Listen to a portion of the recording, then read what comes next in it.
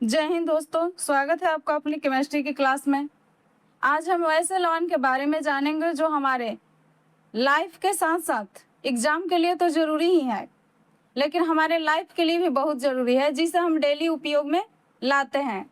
इसके बिना तो हमारा काम बहुत सारा रुक सकता है। चलिए बिना टाइम गवाए शुरू करते हैं।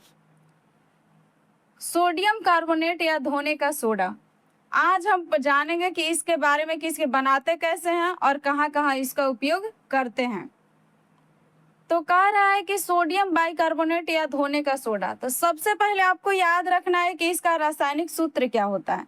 तो देखिए, रासायनिक सूत्र इसका होता है Na2CO3 इंटू 10H2O। तो ये आपका रासायनिक सूत्र हो गया, जो एग्जाम के लिए बहुत जरूरी है। कह रहा है इसे अमोनिया सोडा विधि या साल्वे विधि द्वारा तैयार किया जाता है। ये भी आपको ध्यान में रखना है कि कौन सा विधि द्वारा हम इसे तैयार करते हैं। तो ये विधि हमारा है अमोनिया सोडा विधि या साल्वे विधि तैयार किया जाता है। इस विधि में पहले सोडियम बाइकार्बोनेट प्राप्त होता है। जब सोडियम बाइकार्बोनेट को गर्म किया जाता है तो सोडियम कार्बोनेट प्राप्त होता है। देखिए, हम अमोनिया सोडा विधि या साल्वे विधि द्वारा तो प्राप्त सोडियम बाइकार्बोनेट करते हैं, लेकिन हम जानते हैं कि हम धोने का सोडा को डायरेक्ट नहीं बना सकते हैं। तो सबसे पहले हम सोडियम बाइकार्बोनेट को बनाएंगे। उसको हम जब सोडियम बाइकार्बोनेट को जब गर्म कर देंगे तो हमारे पास सोडियम कार्बोनेट प्राप्त होगा, जिसे हम धोने का सोडा कहते हैं। चलिए, हम सबसे पहले सोडियम बाइकार्बोनेट को बना लेते हैं। तो इसके लिए हमें चाहिए NaCl, उसके साथ HNO3 अमोनिया, और उसके NH3 और फिर कार्बन डाइऑक्साइड गैस रखेंगे और फिर H2O उसके साथ रहेगा। ये जब रिएक्शन करेगा तो आपको प्राप्त होगा सोडियम बाइकार्बोनेट, जिसे हम खाने के लिए उपयोग करते हैं। यही होता है सोडियम बाइकार्बोनेट। तो इसको बना लिया हमने, इसके साथ NH4 और Cl भी आया। अब देखिए, इसको हम गर्म करेंगे। ये जो हमारा है NaHCO3, जिसे सोडियम बाइकार्बोनेट कहते हैं, इसको जब हम गर्म करेंगे, देखिए इसको गर्म करेंगे हम, तब उसमें जैसे हम देंगे तो ये बनेगा Na2CO3। ये जो आपको प्राप्त हुआ ना, यही आपको बन के आया धोने वाला सोडा, सोडियम कार्बोनेट। इसके साथ जल भी रहेगा, मतलब इसमें जल रहेगा और कार्बन डाइऑक्साइड गैस मुक्त होगा। चलिए, अब हम इसके आगे इसके बारे में जानते हैं। कह रहे हैं कि सोडियम कार्बोनेट का धोने का सोडा प्राप्त होता है। तो देखिए, सोडियम कार्बोनेट से आपको धोने का सोडा प्राप्त होता है। मतलब कि जैसे आप इसको में से जल निकाल दीजिएगा ना, तो आप धोने लायक चूर्ण आपको प्राप्त हो जाएगा।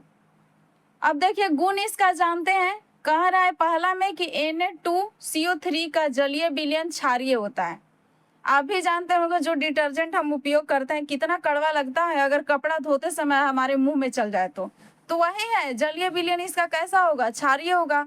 क्षारीय आपको भी पता है कि क्षार क्या होता है, कड़वा होता है, और इसका pH मान 7 से अधिक होता है। तो वही है, ये कैसा होता है, कड़वा होता है। अब दूसरा गुण देख लीजिए, Na2CO3 अम्लों को भी उदासीन बनाता है। इसको अम्ल से रिएक्शन करवाइएगा ना तो ये उदासीन कर देगा अम्ल को, तथा अभिक्रिया के फलस्वरूप कार्बन डाइऑक्साइड गैस निकलती है। जब भी आप रिएक्शन कराएंगे तो कार्बन डाइऑक्साइड गैस ये मुक्त करेगा। देखिए, यहाँ रिएक्शन देख लेते हैं। Na2CO3 प्लस में HCl, ये जो हमारा धोने का सोडा है, इसके साथ हम हाइड्रोक्लोरिक अम्ल को रिएक्शन करवा रहे हैं। तो देखिए हमारा क्या बन के आ रहा है, NaCl बनेगा, उसके साथ H2O और फिर CO2 गैस मुक्त हो जाएगा। तो यही है हमारा क्या था, इसका गुण था सोडियम कार्बोनेट का। आगे है हमारा अनाद्र सोडियम कार्बोनेट को सोडा एस कहते हैं। मतलब सोडियम कार्बोनेट जो आपको प्राप्त हुआ, जैसे उसमें से आप जल को गायब कर देंगे, जल को हटा देंगे, मतलब आप धूप में सुखाइए या गर्म करके उसको सुखा दीजिए, तो आपका उसी को, वो जो प्रोसेस चल रहा है ना, उसी को हम सोडा एस कहते हैं। उसको क्या बोलेंगे, सोडा एस बोलेंगे। सोडियम कार्बोनेट को अनाद्र सोडियम कार्बोनेट, जिसमें पानी नहीं रहेगा, तो उसको हम सोडा एस बोलेंगे। आगे है हमारा उत्फुलन। उत्फुलन देखिए एक प्रोसेस है, एक प्रक्रिया है। सोडियम कार्बोनेट का हवा में खुला छोड़ने पर, जब हम इसको हवा में खुला छोड़ दिए बनाने के बाद, रवाकरण के जल को त्याग कर, इसमें जो जल पहले मौजूद था वो अब गायब हो गया। सोडियम कार्बोनेट मोनोहाइड्रेट का चूर्ण बनना उत्फुलन कहलाता है। तो जो ये प्रोसेस हुआ ना, तो उसी को हम उत्फुलन बोलते हैं। कि जैसे हम सोडियम कार्बोनेट को हवा में खुला रख दिए, उसमें से पूरा का पूरा पानी जितना था सब गायब हो गया, उसके बाद हमारा सोडियम कार्बोनेट मोनोहाइड्रेट का चूर्ण बनाता है। तो ये जो प्रोसेस चला उसको हम क्या बोलेंगे? उसी को हम बोलेंगे कि यह हमारा उत्फुलन प्रक्रिया है। यहाँ रिएक्शन आप देख सकते हैं। देखिए रिएक्शन में क्या है हमारे पास, NaCO3 इंटू 10H2, ये है हमारा। इसके साथ क्या है, H2O है। H2O के रिएक्शन करवाएंगे तो हमारा क्या बनेगा? इसके साथ जब जल हमारा है साथ में और इसको हम ऊष्मा दे रहे हैं, मतलब गर्म कर रहे हैं, पानी को इसमें से गायब कर रहे हैं, तो हमारे पास Na2CO3 इसके साथ H2O आएगा। ये हमारा रिएक्शन हुआ। ये उत्फुलन वाला रिएक्शन है कि जो प्रोसेस हुआ कि Na2CO3 इंटू 10H2O है। जब इसको गर्म करेंगे तो हमारी जल इसमें से क्या हो जाएगा? गायब हो जाएगा, बहुत कम मात्रा बचेगा। तो यही हमारा सोडियम कार्बोनेट मोनोहाइड्रेट बन के बाहर निकला। चलिए अब आगे इसका देख लीजिए, धोने का सोडा का उपयोग। हम धोने का सोडा है तो हम धोने में ही उपयोग करेंगे, तो इसका क्या क्या हम उपयोग करते हैं इसको ध्यान में रखिएगा। कह रहा है कि कपड़ा आदि धोने में इसका उपयोग होता है। हमको आप सबको पता है कि हम लोग सारा कपड़ा वगैरह सब कुछ इसी से धोते हैं। फिर कह रहे यह प्रयोगशाला में अभिकर्मक के रूप में व्यवहार किया जाता है। प्रयोगशाला में अभिकर्मक, आपको हमने कल भी बताया था कि अभिकर्मक क्या होता है। तो अभिकर्मक वो पदार्थ होता है जो किसी रिएक्शन को बढ़ा दे।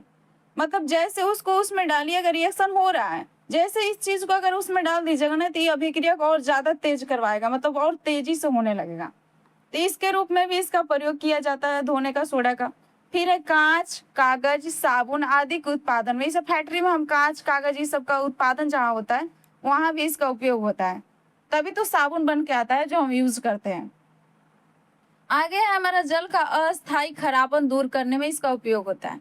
देखिए पानी में कभी जब खराबन आ जाता है, मतलब अच्छा टेस्ट नहीं लगता है, खराब हो जाता है, लेकिन अस्थायी खराबन ये दूर नहीं करता। अस्थायी थोड़ा बहुत कभी कभी दिक्कतें अगर पानी में आ रही है, अच्छा नहीं लग रहा है टेस्ट उसका, तो इसको डाल दीजिएगा तो उसको साफ कर देता है, क्लीन कर देता है। उसी में उसका उपयोग किया जाता है। चलिए हम आगे देखते हैं कौन सा है। ये देखिए हमारा आ गया विरंजक चूर्ण, जिसका रासायनिक सूत्र होता है CaOCl इंटू Cl। ये रासायनिक सूत्र बहुत जरूरी है सबका, आप बिल्कुल ध्यान में रखिएगा, एक भी छूटना नहीं चाहिए। एग्जाम में यहीं से क्वेश्चन आता है, इसका फॉर्मूला बहुत ज्यादा पूछता है कि रासायनिक सूत्र क्या होता है। कह रहे शुष्क बुझे हुए चूने, ये देखिए आपके पास शुष्क बुझा चूना है CaOH का होल ट्वाइस को 40 डिग्री सेल्सियस तक गर्म है, इसको क्या करेंगे आप? गर्म करेंगे। तो जैसे ही आप इसको गर्म करिएगा, कितना डिग्री पर? 40 डिग्री पर। 40 डिग्री पर गर्म कर उसके ऊपर क्लोरीन गैस प्रवाहित करने पर विरंजक चूर्ण प्राप्त होता है।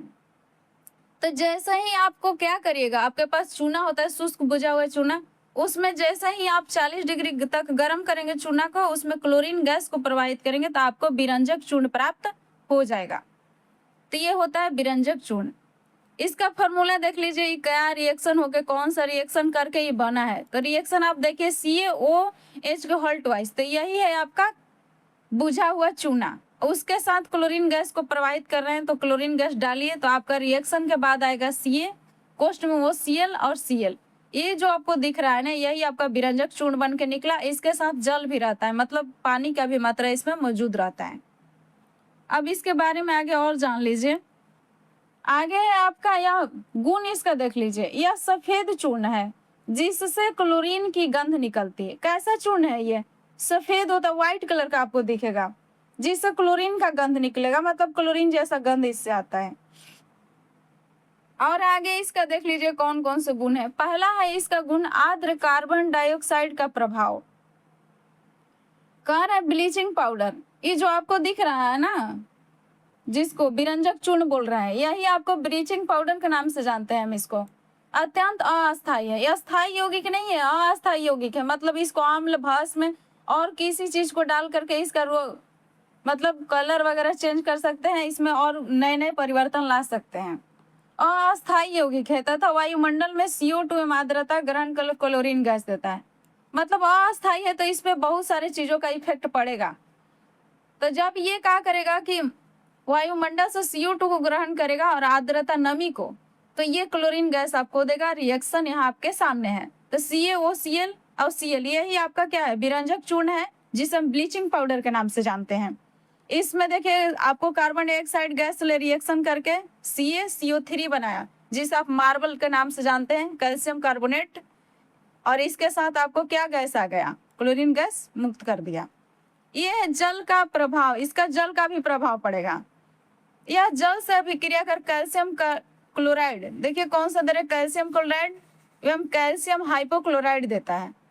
जब ये जल से रिएक्शन करेगा, मतलब इसमें पानी डालिएगा तो देखिए आपके पास CaOCl Cl के साथ अगर H2O मिला रहे हैं, अगर पानी आप इसमें डालेंगे तो आपका रिएक्शन होकर CaOCl बनेगा और साथ में आपका CaCl2 बनेगा, कैल्शियम क्लोराइड। ये हो गया आपका गुण। अब आगे है अम्ल का प्रभाव। अम्ल का भी इस पर प्रभाव होता है। कोई भी अम्ल अगर आप इसमें डालिएगा, मान लीजिए कि HCl डाल रहे हैं, तो इसके साथ भी आपको कौन सा गैस देगा, तो आपको क्लोरीन गैस मुक्त कर देगा। इसी तरह से आगे हम इसका उपयोग देख लेते हैं कि हम विरंजक चूर्ण का उपयोग कहाँ करते हैं। तो कीटनाशक के रूप में, जहर में भी इसका उपयोग करते हैं, कीटाणु को मारने में। कागज हम कपड़ों को विरंजित करने में उपयोग होता है, पेंटिंग वगैरह करने में कागज कपड़ों को। आगे है हमारा क्लोरीन या क्लोरोफॉर्म आदि बनाने में। क्लोरीन बनाने में तो आप उपयोग इसका कर ही रहे हैं, लेकिन क्लोरोफॉर्म समझ लीजिए।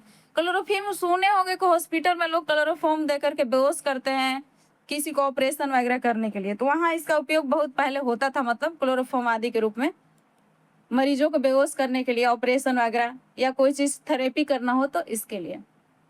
Thank you so much watching this video. अगर वीडियो पसंद आए तो लाइक शेयर एंड चैनल को सब्सक्राइब करना मत भूलिएगा।